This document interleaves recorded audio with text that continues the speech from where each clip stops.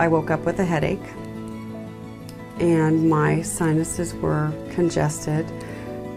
I sounded funny, my ears were blocked, and I constantly felt nauseated.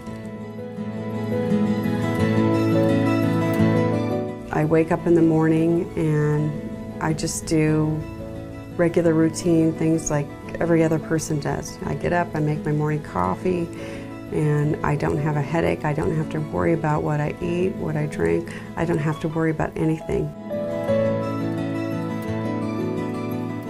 I had the balloon sinuplasty technology in December, so it's been 5 months.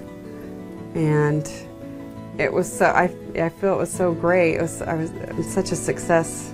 You know, I golf, I play, you know, I'm outside, I'm very active, and so it's almost like I forgot I had it.